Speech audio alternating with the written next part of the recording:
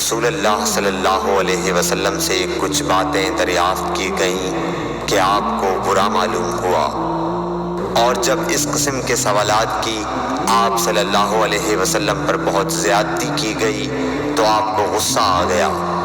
پھر آپ نے لوگوں سے فرمایا، اچھا اب مجھ سے جو چاہو پوچھو۔ تو ایک شخص نے دریافت کیا کہ میرا باپ کون ہے؟ آپ نے فرمایا، تیرا باپ حذافہ ہے۔